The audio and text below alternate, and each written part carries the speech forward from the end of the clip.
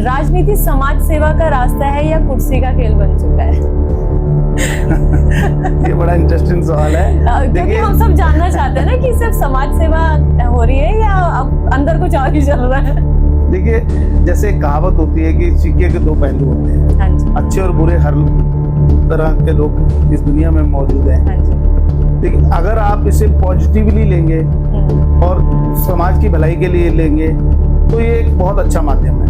और अगर आप इसको, आजकल दुर्भाग्य ये है कि इससे ज़्यादा लोग एक इनकम ऑफ सोर्सेज या आप ये समझिए एक कैरियर बनाने के लिए सोचते हैं, तो वहाँ थोड़ा सा दिक्कत आती है। तो राजनीति वहाँ दूषित होती है। अदरवाइज अगर अच्छे विचार और अच्छे तरीके सोच के साथ कार्य किया जाए तो राजनीति में अच्छे लोगों को आना चाहिए। सर, हमने सुना है कि आप पर कुछ केसेस भी हुए थे, आप उसके बारे में बताइए। देखिए, केसेस तो हर सामाजिक, जैसे कहते हैं ना कि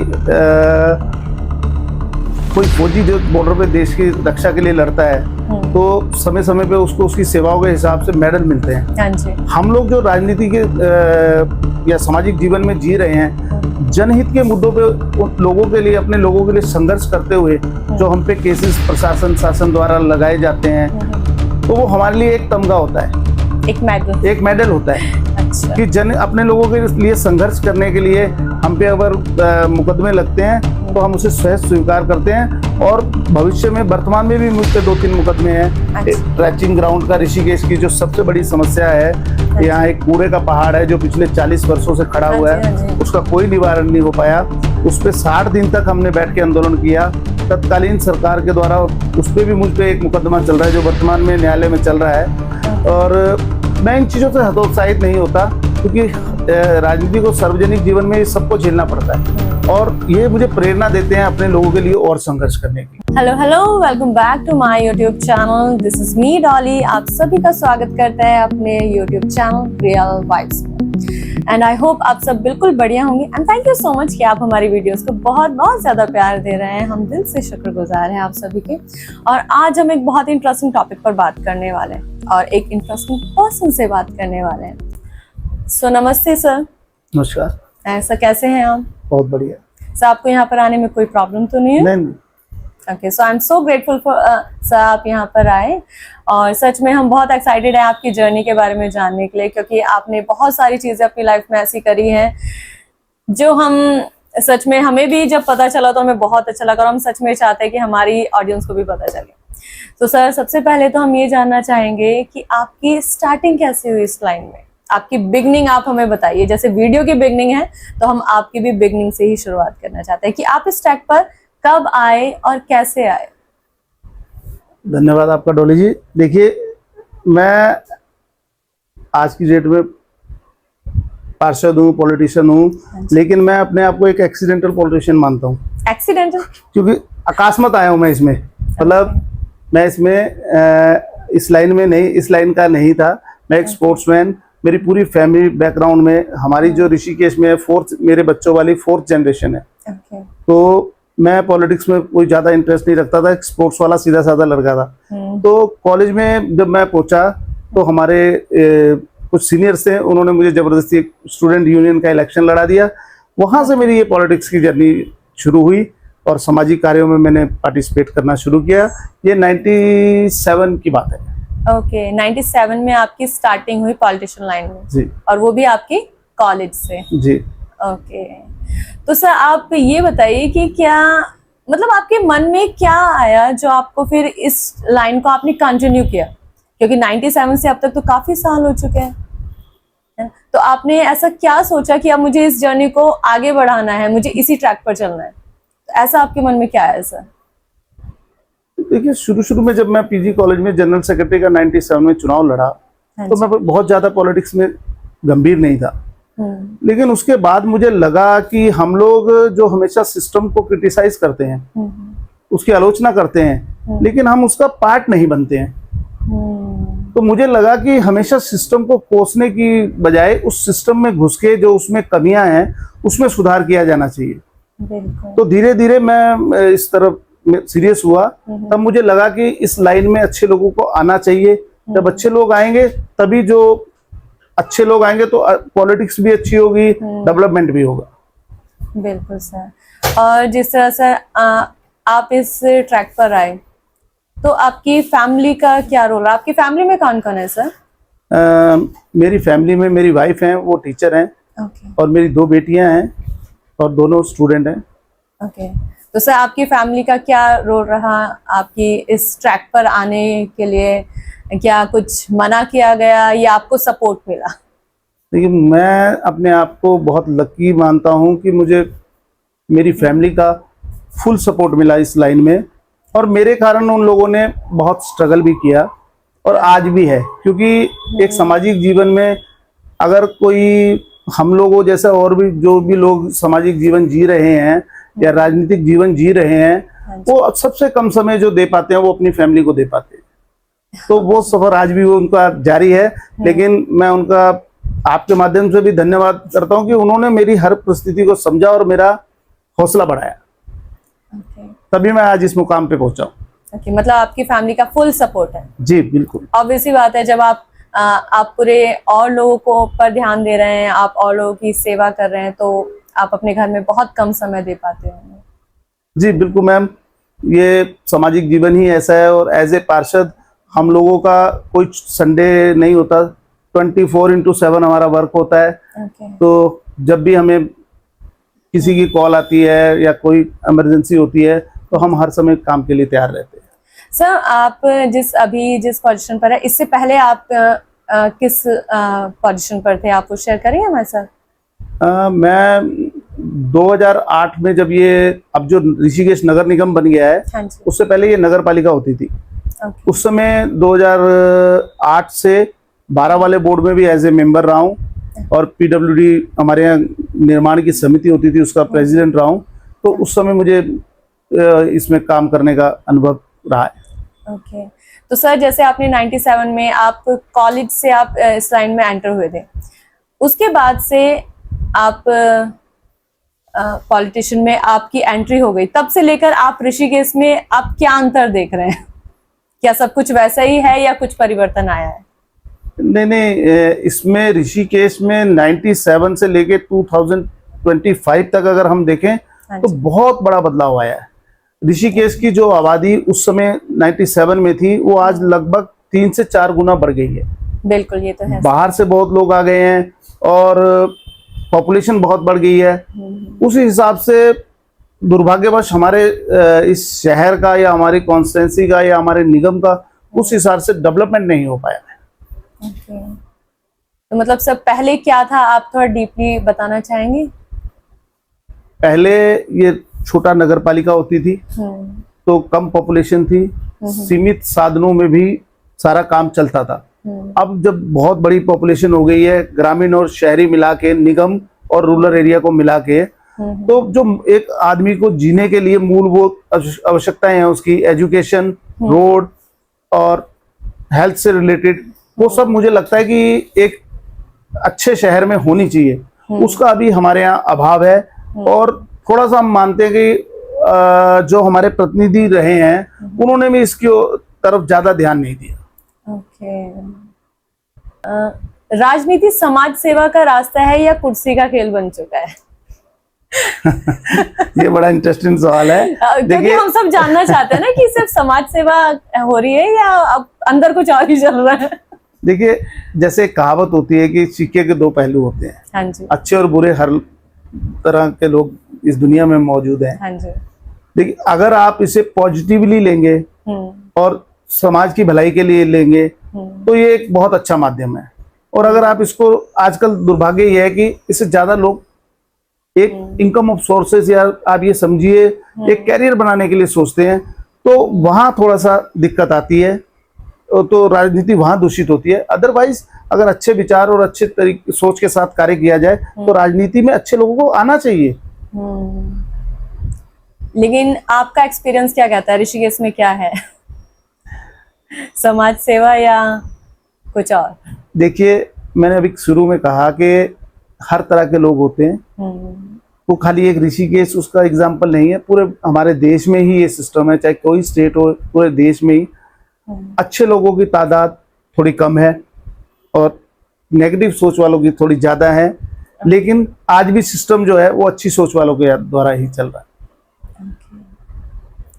सर बट आज के जो युवा हैं वो तो पॉलिटिशियन से दूर भाग रहे हैं, वो तो कुछ और ही ट्रैक पर जा रहे हैं। आप क्या सोचते हैं इस बारे में? उन्हें क्या ये सही है वो जो कर रहे हैं? ठीक है, उनकी अपनी सोच है। मैं तो आह्वान करूंगा युवा शक्ति से, क्योंकि किसी भी देश, किसी भी शहर, किसी भी नगर का विकास उसके यूथ के हाथ में होता है। बिल्कुल। और अच्छा और बुरा लाइन तभी होगी जब अच्छे लोग इसमें आएंगे।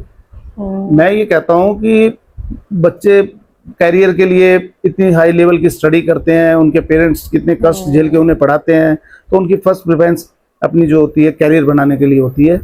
लेकिन अगर आप पे समय है और आप समाज में भी कुछ अच्छा भला करना चाहते हैं, अपने जहाँ पैदा हुए हैं उस शहर के लिए कुछ करना चाहते हैं, आप पे समय है, तो आपको जरूर राजनीति में आना चाहिए। क्योंकि मेरा सोचना है जब अच्छा पढ़ा लिखा स्टूडेंट, अच्छा पढ़ा लिखा नवयुवा इसमें नई सोच के साथ आएगा। आज टेक्नोलॉजी का जमाना है, हमसे आगे वाली पीढ़ी बहुत हाईटेक है, तो वो मूलभूत जो हमारे सिस्टम में कमियां उसे बहुत आसानी से दूर कर सकते हैं। बिल्कुल सर, ये तो सच में बहुत सही बात है। बिकॉज नए लोग एंटर होंगे, नया यूथ आएगा तो और नई डेवलपमेंट होगी। सर जैसे आप इस ट्रैक में आए तो आपको क्या क्या प्रॉब्लम फेस करनी पड़ी? प्रॉब्लम तो देखिए, जो नॉन पॉलिटिकल फैमिली से बिलोंग करता है या जिसकी पृष्ठभूमि पारिवारिक राजनीतिक नहीं होती है, उनको कई चीजों में फेस करना पड़ता है। और मुझे तो व्यक्तिगत रूप से हमेशा इसलिए भी ज्यादा फेस करना पड़ा क्योंकि मैं 2 बड़ी राष्ट्रीय पार्टियों में रहा हूँ। और एक से मैं एक बार जीता हूँ इलेक्शन एज ए सभासद, और दूसरी से मैंने हमेशा उसकी विचारधारा का, मैं राष्ट्रीय स्वयंसेवक संघ की विचारधारा का व्यक्ति हूँ, और मैंने कई बार उनसे टिकट की अपेक्षा की। लेकिन आज हमें दुख होता है कि राजनीति में कुछ ऐसे लोग या ऐसे गिरोह सक्रिय हो गए हैं जो कि परिश्रम को, आपकी मेहनत को, आपके टैलेंट को वैल्यू ना देके परिक्रमा जो पीछे भाग सकते हैं बड़े नेताओं के, अच्छा, जिसे हम साधारण शब्दों में कह सकते हैं चटुकारिता करना, वो मेरे अंदर नहीं है। मैं चापलूसी वो मैं नहीं कर पाता, तो इसलिए उन्होंने 2 बार मुझे टिकट नहीं दिया। मुझे हमेशा इंडिपेंडेंट ही चुनाव लड़ना पड़ता है। और मैं धन्यवाद करता हूँ अपने ऋषिकेश के लोगों का कि उनका मुझे बेपनाह प्यार मिलता है। और निर्दलीय के रूप में भी इस बार मुझे उन्होंने ऐसा सौभाग्य दिया कि मैं इस प्रदेश के कवीना मंत्री, जो वर्तमान पूर्व कवीना मंत्री थे, उनके निवास वाले स्थान से निर्दलीय के रूप में चुनाव जीत कर आया हूँ।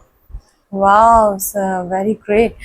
सर हमने सुना है कि आप पर कुछ केसेस भी हुए थे, आप उसके बारे में बताइए। देखिए, केसेस तो हर सामाजिक, जैसे कहते हैं ना कि कोई फौजी जो बॉर्डर पे देश की रक्षा के लिए लड़ता है तो समय समय पे उसको उसकी सेवाओं के हिसाब से मेडल मिलते हैं। हाँ जी। हम लोग जो राजनीति के या सामाजिक जीवन में जी रहे हैं, जनहित के मुद्दों पे लोगों के लिए, अपने लोगों के लिए संघर्ष करते हुए जो हम पे केसेस प्रशासन शासन द्वारा लगाए जाते हैं, तो वो हमारे लिए एक तमगा होता है, एक मेडल होता है। अच्छा। कि अपने लोगों के लिए संघर्ष करने के लिए हम पे अगर मुकदमे लगते हैं तो हम उसे सहज स्वीकार करते हैं। और भविष्य में, वर्तमान में भी मुझ पे 2-3 मुकदमे हैं। अच्छा। ट्रैचिंग ग्राउंड का ऋषिकेश की जो सबसे बड़ी समस्या है, अच्छा, यहाँ एक कूड़े का पहाड़ है जो पिछले 40 वर्षों से खड़ा हुआ है, उसका कोई निवारण नहीं हो पाया। उस पे 60 दिन तक हमने बैठ के आंदोलन किया। तत्कालीन सरकार के द्वारा उस पे भी मुझ पे एक मुकदमा चल रहा है जो वर्तमान में न्यायालय में चल रहा है। और मैं इन चीजों से हतोत्साहित नहीं होता क्योंकि राजनीति को, सार्वजनिक जीवन में ये सबको झेलना पड़ता है, और ये मुझे प्रेरणा देते हैं अपने लोगों के लिए और संघर्ष करने की। सर उस जो आपने कूड़े से रिलेटेड जो केस आप पर हुआ था उसके बारे में आप डिटेल में हमें बताइए। उसमें मतलब प्रोसेस क्या था, आपने मतलब क्या किया था?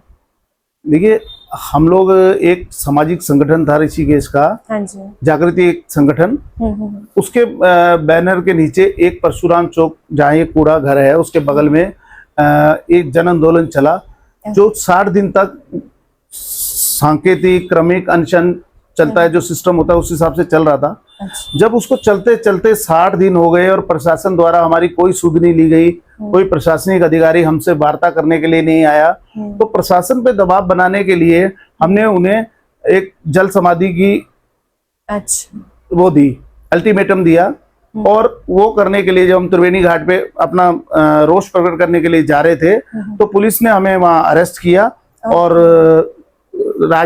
वर्तमान राजनीतिक पार्टी के दबाव में हम पर ये मुकदमा लगाया जो आज भी कोर्ट माननीय न्यायालय में चल रहा है। तो सर क्या उसका कुछ सोल्यूशन हुआ था? अभी तो केस चल रहा है, देखिए क्या डिसीजन होता है। ओके, मतलब बहुत टफ है। थोड़ा कह सकते हैं। सर जैसे आपने इस ट्रैक पर आए तो आपको अपनी भी तो कुछ खुशियां होती है ना, हमारी भी कुछ पसंद होती है, हमारी कुछ चॉइसेस होती है, कुछ हमारा पैशन भी होता है। आपकी लाइफ में क्या ऐसा रहा जिसका आपको सैक्रिफाइस करना पड़ा? आपको अपनी कौन सी खुशियों का सैक्रिफाइस करना पड़ा इस ट्रैक पर चलते हुए?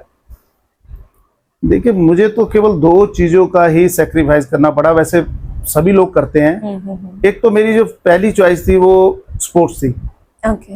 एक तो उसका सैक्रिफाइस करना पड़ा और दूसरा मैं जो चाहता था कि अपनी फैमिली को मैक्सिमम समय दे पाऊं वो नहीं दे पाया। कभी कभी मन में दुख होता है कि ये सार्वजनिक जीवन है, इसमें सबसे ज्यादा अगर कोई चीज सफर करती है तो वो आपकी फैमिली करती है, ये मलाल थोड़ा रहता है। ओके, मतलब उनको टाइम नहीं दे पाना जी। और काफी ऐसी जिम्मेदारियां भी होती होंगी जो वो खुद ही हैंडल करते हैं फिर।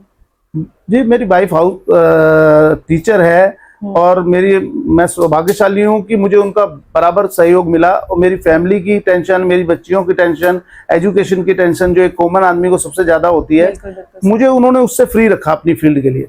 तभी मैं आज भी समाज को 24/7 अपना समय दे पा रहा हूँ। ओके, ये तो बहुत अच्छी बात है सर। बट मन में क्या क्रिकेट अभी भी है? अभी भी थोड़ा इंटरेस्ट बाकी है। अभी बाकी है। तो सर मन में ये इच्छा अधूरी नहीं लगती कि एक वो चीज मिसिंग रह गई? देखिए लगता है सर कभी या अब आप बिल्कुल मन को स्ट्रांग बना चुके हैं कि अब नहीं?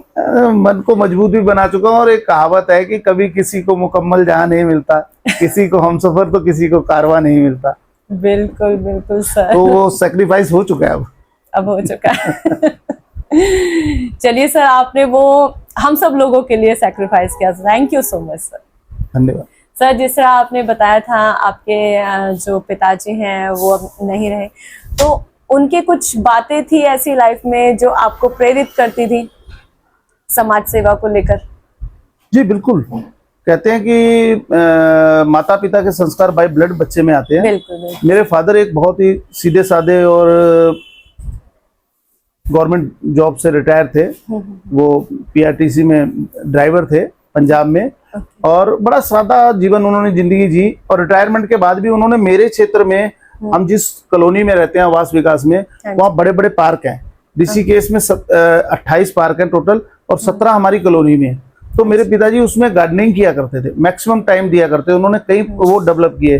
तो कई जब एज ए मैं पहली बार सभासद का चुनाव जीता तो मुझे आके बताते थे कि ये लाइट खराब हो रखी है, फलानी जगह पाइप टूट रखा है। तो उनकी वो चीजें मुझे बहुत अच्छी लगी और उन्होंने मुझे जीवन में आगे बढ़ने के लिए उनकी सादगी और उनके जो विचारधारा थी, हमेशा हेल्पफुल रहना, वो मुझे जीवन भर प्रभावित करता रहा। बिल्कुल सर, बिकॉज जब आपके पिताजी इन सब चीजों में इन्वॉल्व थे, उनका मन था कि हाँ ये अच्छा होना चाहिए, वो अच्छा होना चाहिए। आई थिंक आप वो उन सब चीजों से ही आप प्रेरित हुए हैं। जी जी।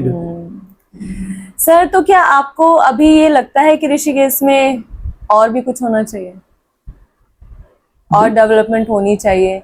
आपका कौन सा ऐसा ड्रीम है ऋषिकेश को लेकर या अपने समाज को लेकर जो अभी अधूरा है? आप ऐसा कुछ हमें शेयर कीजिए जो अभी आप अधूरा है, जो अभी आप पूरा करना चाहते हैं। देखिए बहुत संभावनाएं ऋषिकेश में, बहुत संभावनाएं हैं और ऋषिकेश में बहुत काम किया जाना अभी बाकी है। सबसे बड़ी समस्या इस समय हमारे शहर में जो आ रही है, जिसमें कूड़े घर की आपको समस्या बता रहा था, वो वहां पे जो इतनी गंदगी हो रखी है वो किसी दिन भी कोई महामारी का रूप ले सकती है। सबसे पहले एक रिसाइकलिंग प्लांट लग रहा है आपके इधर अमित ग्राम की तरफ। मैं चाहता हूँ जल्दी वो लगे ताकि यहाँ से शहर के बीचों बीच से कूड़ा हटे। दूसरा यह पर्यटन, तीर्थन, टूरिज्म हब है, ये योगा की धरती है। ऋषिकेश को गूगल पे आप सर्च करेंगे तो योग नगरी के नाम से जाना जाता है। तो यहाँ बहुत संभावनाएं हैं। यहाँ त्रिवेणी घाट है जो ऋषिकेश का सेंटर प्लेस है, जहाँ भव्य दिव्य गंगा जी की आरती होती है। हाँ जी। उसको डेवलपमेंट का बहुत बड़ा प्रोजेक्ट है। वहाँ साल भर में से आप मान के चलिए कि 6 महीने या 7 महीने जो गंगा जी की धारा है वो जहाँ गंगा आरती होती है उससे 700-800 मीटर पीछे रहती है, और उधर की साइड में, दूसरी साइड में पहाड़ कटता रहता है और धारा हमेशा उधर जाती रह रही है। हम चाहते हैं कि सरकार दुर्भाग्यवश पिछले जितने उत्तराखंड में आज तक के मुख्यमंत्री हुए हैं, हर कोई जब भी त्रिवेणी घाट पे आया, कोई कार्यक्रम हुआ राजनीतिक, हर किसी ने आश्वासन दिया कि हम ऐसी व्यवस्था करेंगे कि जलधारा श्रद्धालुओं को गंगा जी के बिल्कुल सीढ़ी तक मिले, लेकिन आज तक वो कार्य पूरा नहीं हो पाया। मैं चाहता हूं कि प्रशासन इसे गंभीरता से ले और त्रिवेणी घाट पे जो गंगा जी की जलधारा है वो साल भर यात्रियों को बिल्कुल हरिद्वार की तर्ज पे, हर की पौड़ी की तर्ज पे ऋषिकेश की त्रिवेणी घाट डेवलप हो। यहाँ आस्था पथ है, उसको उसमें भी बहुत गुंजाइश है अभी। वो एक बहुत फेमस चीज बन चुका है, सुबह शाम बहुत लोग उसे वॉक करते हैं। और एक संजय झील का हमारा प्रोजेक्ट है जो कई सालों से कागजों में चल रहा है, वो डेवलप हो। ऐसी बहुत सारी संभावनाएं जो ऋषिकेश में अभी अधूरी है। ये तो है सर। सर जैसे यहाँ पर अभी ये टूरिज्म एरिया ही है और बहुत सारे लोग यहाँ पर आते हैं, तो बहुत सारी प्रॉब्लम भी यहाँ के जो हम लोकल लोग हैं हमें फेस करनी पड़ती है। उसके बारे में सर आप क्या कहना चाहेंगे? उसके लिए गवर्नमेंट को क्या करना चाहिए?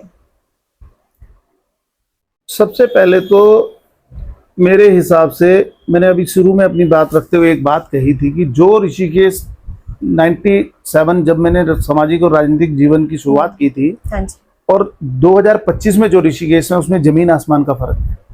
आबादी 4 गुना बढ़ चुकी है। आज भी हमारे जो साधन संसाधन है वो पुराने वाले हैं। रोडों पे ट्रैफिक 4 गुना ज्यादा हो चुका है, रोडें नहीं बढ़ पाई हैं, अतिक्रमण हो रखा है।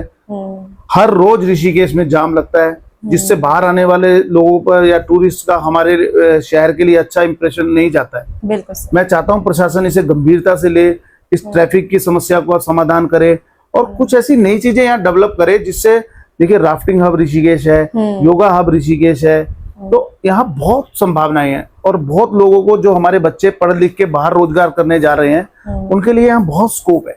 यदि सरकार इंफ्रास्ट्रक्चर पे ध्यान दे तो यहाँ बहुत डेवलपमेंट हो सकता है। ये तो बिल्कुल सही है सर, बिकॉज बाहर के लोग तो प्रॉब्लम फेस करते ही यहाँ पे ट्रैफिक में, हम लोगों को भी बहुत ज्यादा फेस करना पड़ता है। और सर जैसे हमारे उत्तराखंड की शान है हरियाली, राइट सर जी, और जैसे जैसे समय बढ़ता जा रहा है वो हरियाली कहीं कम होती जा रही है, फ्लाईओवर्स बनते जा रहे हैं, तो उसके लिए आप क्या कहना चाहेंगे सर? देखिए, सौभाग्य हमारा है कि हम जिस देवभूमि में निवास कर रहे हैं उत्तराखंड में, उसका लगभग 80% एरिया जो है वो हिली एरिया है। हाँ जी। और हमारे यहाँ बहुत हरियाली है। लेकिन एक कहते हैं ना, सिस्टम बनाकर डेवलपमेंट किया जाए तो वो समाज और सबके हित में होता है। एक अनप्लान डेवलपमेंट होता है। अभी बड़े बड़े होटल बन रहे हैं, बड़े बड़े वो बन रहे हैं, सब बहुत बहुत रेस्टोरेंट बन रहे हैं टूरिस्ट को अट्रैक्ट करने के लिए। मैं कहता हूँ सब विकास कार्य होने चाहिए, लेकिन जितना हम ग्रीन फॉरेस्ट का लॉस कर रहे हैं उससे दुगना हमें लगाना भी चाहिए। सरकार को इस पे ध्यान देना चाहिए और सुनियोजित विकास करना चाहिए, ताकि प्रकृति के साथ ज्यादा खिलवाड़ ना हो सके। और ये नित्य जो आपदाएं आ रही हैं, ये अंधाधुंध विकास के कारण ही आ रही हैं। ये तो बिल्कुल सही कह रहे हैं सर आप, क्योंकि लैंडस्लाइड ये सब चीजें होती जा रही हैं, और क्योंकि पेड़ कट रहे हैं बहुत ज्यादा मात्रा में यहाँ पर पेड़ कट रहे हैं, तो सच में इस चीज को थोड़ा कंट्रोल करना चाहिए। डेवलपमेंट ठीक है, बट हमारा जो उत्तराखंड है ये हरियाली इन सब चीजों के लिए ही फेमस है, और ये सच में बहुत जरूरी भी, just not for Uttarakhand, her area के लिए, राइट सर? और सर जैसे हमारे उत्तराखंड में, हमारे ऋषिकेश में भी बहुत सारी ऐसी चीजें हैं जो बिल्कुल ठीक नहीं है, मतलब छोटे छोटे एरिया में प्रॉब्लम्स होती है लाइट्स को लेकर, इन सब चीजों के लिए आप क्या कहेंगे सर? इसके लिए 91 के बाद ऋषिकेश में मास्टर प्लान नहीं आया है। मैंने आपको कहा कि 4 गुना आबादी हमारी बढ़ चुकी है 90 से लेके 2025 तक। जब तक हम नया मास्टर प्लान ऋषिकेश में नहीं लाएंगे तो ये समस्याएं हमारी रहेंगी। हमें ऋषिकेश को एक नए सिरे से डेवलप करना पड़ेगा।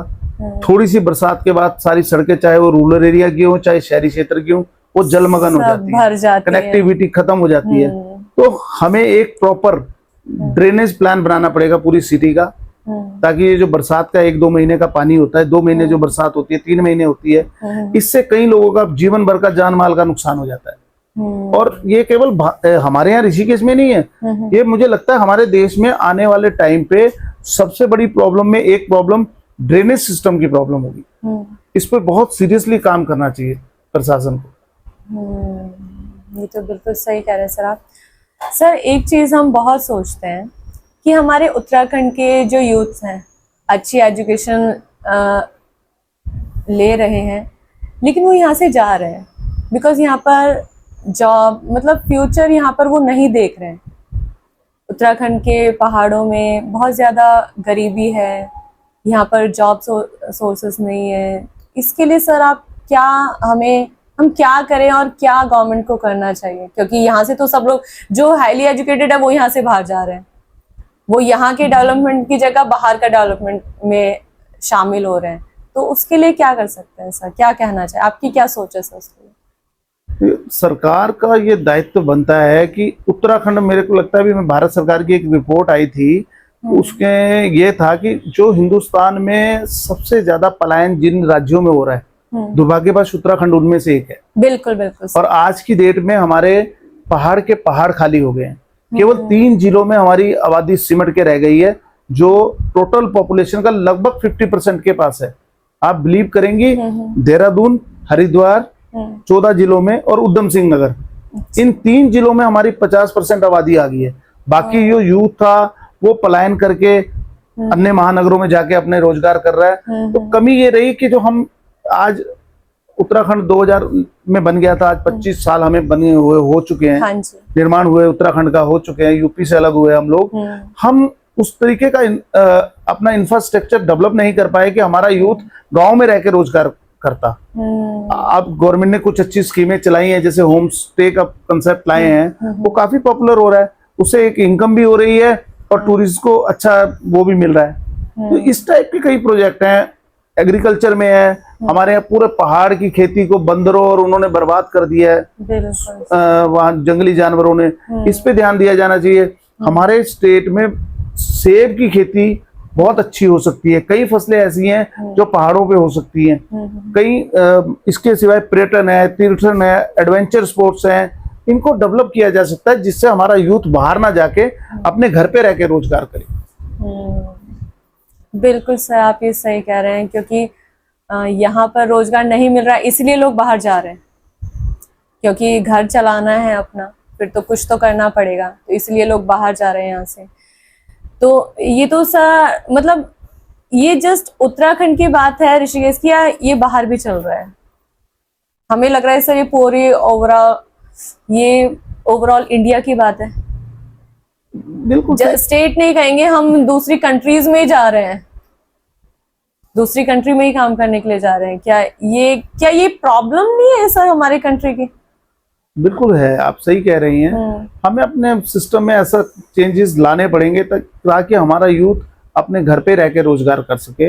हमें अपनी पॉलिसियां इस तरीके की बनानी पड़ेंगी सरकारों को कि हमारा यूथ जो है वो अपने निकट, चाहे हम इंडस्ट्री के रूप में डेवलप करें, चाहे हम एग्रीकल्चर सेक्टर को डेवलप करें, चाहे हम, मैं तो स्पेशली अपने उत्तराखंड की बात करता हूँ कि हमारे यहाँ टूरिज्म, एडवेंचर बहुत स्कोप है हमारे यहाँ। बिल्कुल सर, अगर हम इसे एक सिस्टम में लाके करेंगे तो हम धीरे धीरे एक अच्छे राज्यों में गिने जाने वाले हैं, क्योंकि हमारे यहाँ एजुकेशन अच्छी है, प्रकृति ने हमें बहुत कुछ दिया है जिसे हमें सिर्फ संभाल के रखना है और मेंटेन करके रखना है। तो उससे बैलेंस करते हुए उस टाइप की पॉलिसियां बनाई जाए, तब ये उत्तराखंड हिंदुस्तान के श्रेष्ठ राज्यों में आएगा। सर उत्तराखंड में मोस्टली ऋषिकेश में एजुकेशन का क्या हाल है, आप क्या बताना चाहेंगे? एजुकेशन के लिए मैं आपको बताऊं, एक हमारे यहाँ पूरे ऋषिकेश नगर और रूरल एरिया में एकमात्र पीजी कॉलेज है 25 साल से। हमारे यहाँ गर्ल्स के लिए कोई बड़ा कॉलेज नहीं, हमारे यहाँ एक आधे पॉलिटेक्निक, शामपुर की पॉलिटेक्निक को छोड़ दिया जाए तो कोई पॉलिटेक्निक कॉलेज नहीं, कोई टेक्नोलॉजी वाले कॉलेज नहीं, जो प्रोफेशनल कोर्सेज के हैं वो हमारे यहाँ नहीं आए। हमारे यहाँ एजुकेशन का वो स्तर जो है वो काफी निम्न है। हमारे जो जनप्रतिनिधि रहे हैं उन्होंने इस पे ध्यान ही नहीं दिया। आज हमारा यूथ बेसिक एजुकेशन के बाद या तो देहरादून जाता है या दूसरे महानगरों में पलायन करता है, और उसका परिवार का शोषण होता है ज्यादा पैसे खर्च करके। अगर हम अपने यहाँ इस तरीके का डेवलपमेंट करें कि हमारा बच्चा यहीं रह के पढ़ सके, इस टाइप की सरकारों को पॉलिसियां बनानी चाहिए। बिल्कुल सर, हमने भी यही सुना है। मोस्टली अगर 12th के बाद मोस्टली सब लोग देहरादून ही चले जाते हैं, कोई भी कोर्स करना हो, कुछ भी हो, अच्छी कोचिंग के लिए सब वहीं जा रहे हैं। तो ये चीज तो हमारे ऋषिकेश को और छोटा दिखा रही है ना सर। लेकिन जिस तरह आप सर ऋषिकेश में इतने अच्छे लेवल पर काम कर रहे हैं, तो आप क्या एक गवर्नमेंट को एक बड़ा मैसेज क्या देना चाहेंगे हमारे उत्तराखंड ऋषिकेश के एजुकेशन सिस्टम को? एजुकेशन के लिए हमारे ऋषिकेश में आपको स्पेशली गर्ल्स एजुकेशन पे बहुत ध्यान देना पड़ेगा, क्योंकि गर्ल्स एजुकेशन के नाम पे यहाँ कोई उच्च संस्थान नहीं है, और यही हालत दूसरे उनकी है। 25 साल से जो इंटर कॉलेज थे वो आज इंटर कॉलेज ही हैं, उनकी स्थितियां अच्छी नहीं है। हमें यहाँ नए जो आज के दौर की आवश्यकताएं हैं उस हिसाब से टेक्निकल इंस्टीट्यूट्स खुलवाने पड़ेंगे, जिससे हमारे बच्चों को बाहर ना जाकर यहीं शिक्षा मिल सके। ये तो बिल्कुल सही कह रहे हैं सर आप। और गवर्नमेंट स्कूल्स और प्राइवेट स्कूल्स में सर आप क्या आप देख रहे हैं, क्या सही है और क्या गलत? सबसे बड़ा अंतर जो गवर्नमेंट कॉलेज स्कूल और प्राइवेट स्कूल में है वो मैं थोड़ी सी लाइनों में आपको बता दूंगा। हाँ जी। एक सरकारी, अगर हम उत्तराखंड में ईमानदारी से सर्वे करा लें, जो हमारे यहाँ सरकारी टीचर हैं, हाँ जी, अगर हम उनके बच्चों का एजुकेशन देख लें, सरकारी स्कूल का टीचर अपने बच्चों को प्राइवेट स्कूल में पढ़ा रहा है, तो ये अंतर है। बिल्कुल, इस सच में सर इस एक बात से ही समझ आ गया एंड आई होप हमारे दर्शकों को भी ये बात समझ आ गई होगी। बिकॉज अगर सरकारी स्कूल में एजुकेशन अच्छी होगी तो वो टीचर्स भी अपने बच्चों को उसमें ही पढ़ाएंगे, ऑब्वियस सी बात है सर। मतलब एक शब्द में अगर आप कहना चाहे ऋषिकेश का क्या हाल है? देखिए, ऋषिकेश जो माँ गंगा की धरती है, उम्मीद से दुनिया कायम है। ऋषिकेश का हाल कोई बहुत बुरा नहीं है, इसे लेकिन और अच्छा किया जा सकता है, और हमें उम्मीद है कि नई युवा शक्ति इसके लिए आगे आएगी, क्योंकि नया भारत के लिए नए लोगों की सोच और नए लोगों की ही आवश्यकता है, और हम सब एज ए उनके साथ कंधे से कंधा मिलाकर काम करने के लिए हमेशा उत्सुक रहेंगे। ऋषिकेश के विकास के लिए कोई भी जो प्रोजेक्ट आएगा या कोई भी स्कीम आएगी, उसमें सहभागिता के लिए हम लोग हमेशा तैयार रहेंगे। बिल्कुल सर। सर जिस तरह हम आपकी बातें सुन रहे हैं और हमें एक चीज लग रही है, क्या समाज सेवा के लिए एक अपने देश से, अपने सिटी से एक इमोशनल कनेक्शन जरूरी है?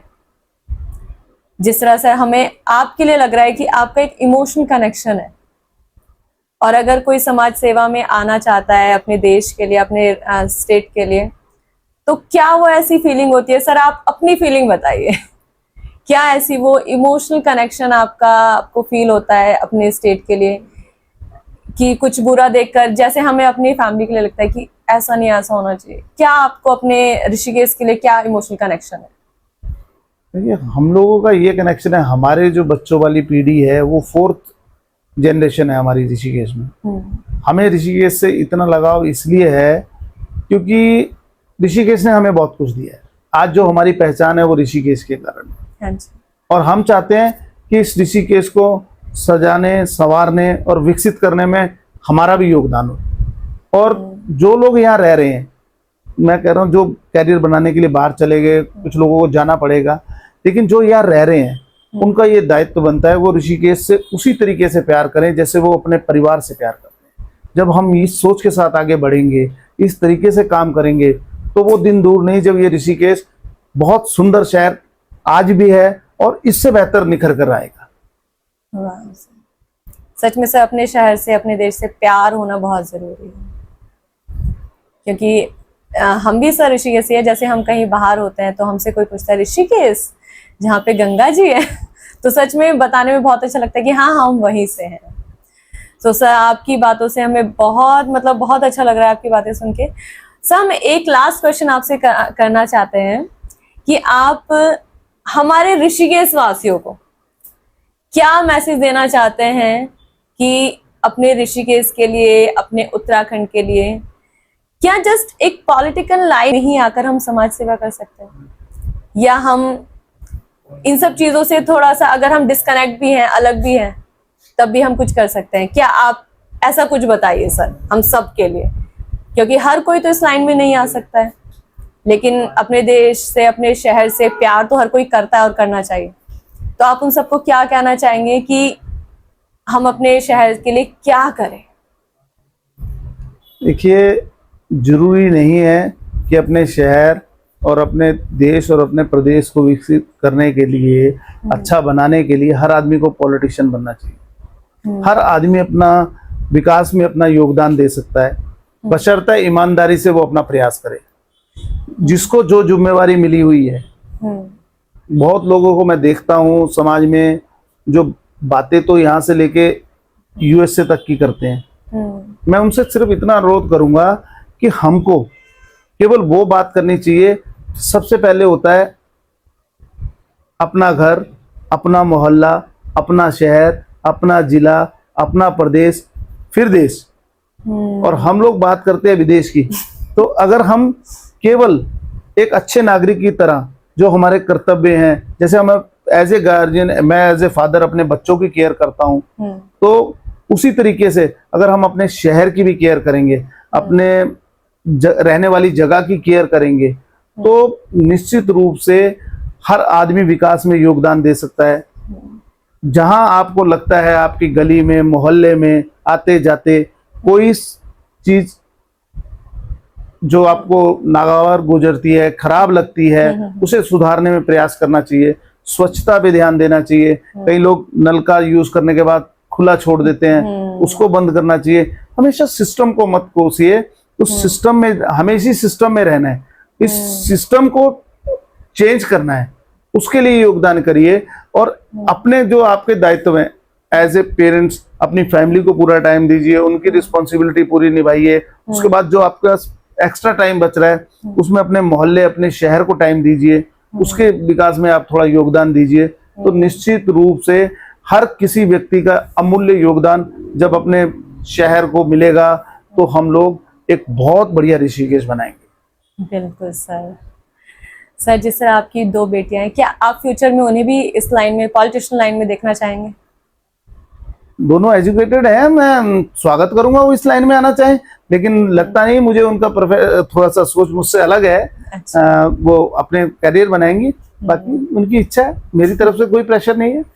ओके, चलिए सर, हमें तो बहुत अच्छा लगा आपकी बातें सुनकर। और सच में हम सभी को, जरूरी नहीं है कि हम पॉलिटिशियन लाइन में हो तभी हम अपने स्टेट के लिए, अपने शहर के लिए कुछ कर सकते हैं। हर कोई कर सकता है, राइट सर? बिल्कुल।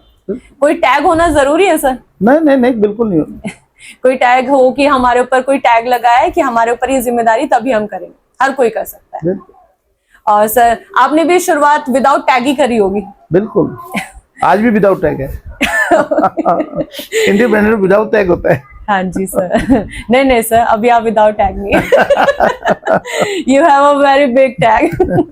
सो thank you so much sir, आप यहाँ पर आए और आपने हमारे साथ अपनी लाइफ का इतनी सारी चीजें शेयर करी, अपने स्टेट के लिए, अपने जस्ट नॉट स्टेट, हमारे देश के लिए, हमारे उत्तराखंड में क्या क्या डेवलपमेंट होनी चाहिए उस चीजों के लिए आपने बताया।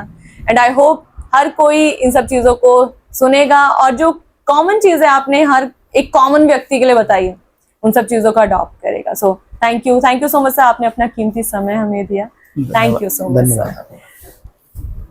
सो हमारा आज का जो पॉडकास्ट है, हमें तो बहुत अच्छा लगा है एंड आई होप आप सभी को भी इस पॉडकास्ट से बहुत सारी चीजें सीखने को मिलेंगी। आप जरूरी नहीं है सिर्फ ऋषिकेश से हो, आप किसी भी एरिया से हो सकते हैं, आप इंडिया के किसी भी कोने से क्यों ना हो। आप कोशिश करें अपने शहर को साफ, सुंदर, संपन्न बनाने की, क्योंकि हमारा शहर तभी तो हमारा होता है ना जब हम उसमें कुछ करते हैं अच्छा, वरना तो वो हमारा है ही नहीं। अगर आप अपने शहर को अपना कहते हैं तो उसमें दिल से काम करिए हमारे सर की तरह, और ये कसम लीजिए कि हम सच में अपने शहर को, अपने घर के आसपास के एरिया को अच्छा बनाएंगे, कि कोई भी हमारे शहर में, हमारे सोसाइटी में ही आए तो वो तारीफ कर कर ही जाए। ये हमारा मोटिव होना चाहिए लाइफ का। सो आज के लिए बस इतना ही, एंड आई होप आज का वीडियो आप सभी को पसंद आया होगा।